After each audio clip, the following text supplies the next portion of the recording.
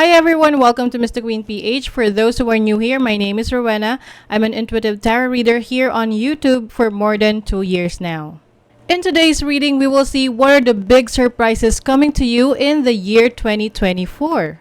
Since this is a general reading, it may not resonate with you completely. But if you're looking for a reading personalized to your current situation, I highly recommend my sponsor, Keen. Keen connects you with gifted psychics, tarot readers, and astrologers. All you have to do is to create an account, and you'll be able to choose from the hundreds of readers who are online right now. These readers each have unique specialties designed to provide a deeper understanding of your situation. You can choose whichever reader best suits your needs, and you'll be able to connect with them via phone call or text chat. You can have a reading in an instant whenever you want, wherever you are, because Keen is available 24 hours a day, 7 days a week, so you don't have to wait for a schedule. Keen has been my go-to psychic app whenever I need some clarity or confirmation, especially in making decisions. My favorite psychic from Keen has always been very helpful, and her insights always fit my situation. That's why it's still best to get a personal psychic reading because it is directed only to your energies. Now, here's your chance to get a personalized reading from Keen.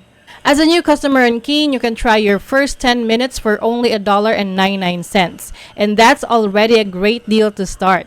Just go to trykeen.com/QOP or click the link in my description to save big on your first reading.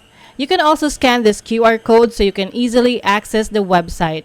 This is the cheapest psychic reading you could ever have online. Imagine it's only $1.99 or 110 pesos, and that's already a 10-minute private reading. So go to trykeen.com/QOP or click the link in my description and on the pinned comment to get a reading and enjoy a huge discount. Thank you so much for sitting through that, and thank you so much, Keen, for this opportunity. Now, let's go to your reading. Okay, Cancer, let's see what are the big surprises coming to you ngayong 2024. Ayan, so ano yung inyong mga hopes and dreams for 2024? Excited na ba kayo? So this is a general reading. Just take what resonates. Watch your Sun, Moon, Rising, Venus for other messages. And thank you so much po sa lahat ng mga sumusuporta dito sa ating channel. Just a reminder, gamitin nyo lamang ang reading na to bilang gabay. And pa-follow, like na rin ang ating Facebook at TikTok. Lahat po yan, Mr. Queen PH. And please check out my Shopee. Link on the description. Okay, Cancer. Let us see. Ano yung mga surprises? Wow! Ang ganda naman, no? A success! Yes. So, you will get the success that you deserve for 2024. Ayan o, meron siyang hawak na harvest niya. So, ito yung mga pinagpaguran mo, ineffortan mo. Tingnan natin saang specific area of life magiging successful ang mga Cancer. Ooh, 7th house, which is about relationship and partnerships. So, marriage, no? Pwedeng iba sa inyo magiging successful sa married life or magkakaroon kayo ng higher level of commitment. Yung iba naman, meron kayong successful business partnership with someone. Wow, safe home. Yes. I think isa rin sa surprise sa inyo is yung bahay ninyo. You will feel good about where you live. Maaring meron kayong mga pagbabago na gagawin sa bahay, mga ang tawag doon, renovation. Ayan. Yung iba naman, may mga papa-install kayo na mga safety features sa inyong bahay. Ayan. Daming green. So, green is about success and also good fortune. Wow. Imagination. So, mas magiging creative kayo. Maaring, isa sa surprise ninyo is hindi nyo akalain na kayo pala merong talent sa isang specific area of life. Kasi hindi nyo na-explore dati. So, ngayong 2024, may explore nyo na yan. Oo. Let's say, hindi nyo akalain magaling pala kayo mag-painting. Hindi nyo akalain magaling pala kayong mag-compose ng mga songs. Or, magaling pala kayo mag-vlog, mag-voice over, o 'di ba? Marami kayong pwedeng i-explore sa inyong mga sarili ngayong 2024. And this is going to be very successful para sa inyo. Let's see ano pa. Yung iba naman, pwedeng meron kayong surprisingly na hobby, no, libangan na hindi nyo akalain gagawin nyo. Halimbawa, paghahalaman or mga collection na susubukan yung i-collecta. O 'di ba? Meron talagang fame, may recognition, may admiration. People are appreciating you. Yung iba sa inyo meron kayong talent sa sa acting, sa entertainment, sa music. Pwedeng content creation. Concentration, ayan. May blinders dito.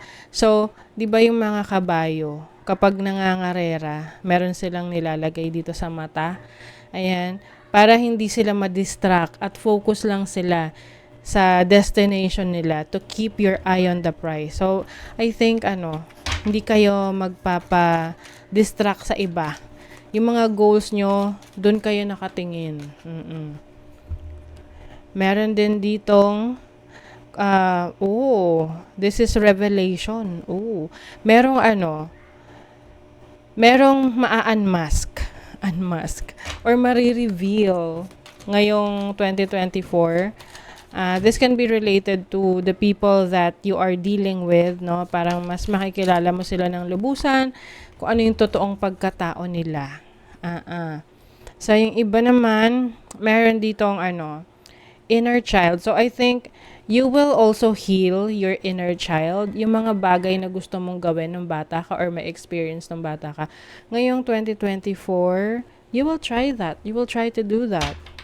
Iba, pupunta sa Hong Kong Disneyland.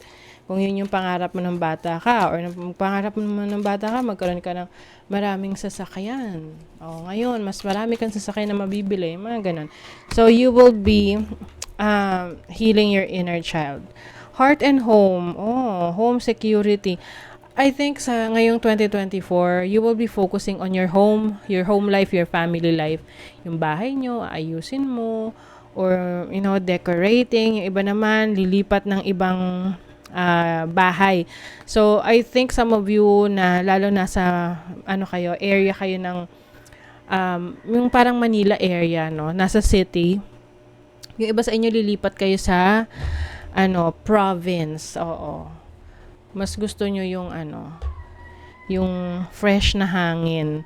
Or, pwede rin magkakaroon kayo ng rest house. You will have your own rest house. Ang center nyo ngayong 2024 is your family. You have temperance. Temperance is about being patient, no? Sa mga bagay na minamanifest mo, and at the same time, nire-reassess mo rin yung sarili mo kung ano pa yung pwede mong i-improve. O 'di ba? You have the devil card. The devil card is about temptations, no? So, I think ngayong 2024, mas magre-resist ka sa mga temptations. Itong mga temptations na to, hindi lang naman to sa relationship or sa ibang bagay. Let's say for example, alam mo na hindi nakakabuti sa'yo yung pagkain ng matamis, no? So, mariresist mo yan ngayong 2024 and masusurprise ka sa sarili mo na, kaya mo nang mag-resist sa temptation. Or kaya mo nang mag-let go ng mga bagay na hindi na nag-work for you. You also have the 9 of Wands. So, this is about strength. Alam nyo, napakalakas ninyo.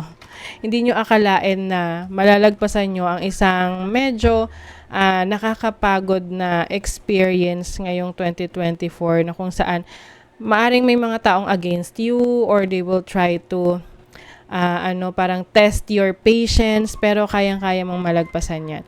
You also have the Queen of Cups. Yung iba, maaring merong pregnancy, no? Or this can also mean meron kayong gagamitin nyo yung inyong talents and skills para maging productive kasi this is part of your imagination and creation. 7 of Wands, ayan, mas palaban ka ngayong 2024. I see you na protecting yourself, protecting your family, protecting your energies, no? Laban sa mga energy vampires. Okay? So, come together. We need each other. Where have you been separating yourself or pushing against others and the world? Ayan. So, I think you will be connecting with people na alam mong totoo sa'yo. No? And totoo ka rin sa kanila. So, kumbaga, mahahanap mo ang iyong soul family ngayong 2024 na kung saan you will complement each other's needs, okay? To help each other. So, that is your reading, Cancer. Kung nagustuhan nyo to, naka-resonate kayo, mag-comment kayo dyan, like, share, subscribe, para lagi kayong updated sa ating mga readings. Thank you so much, Cancer. See you again.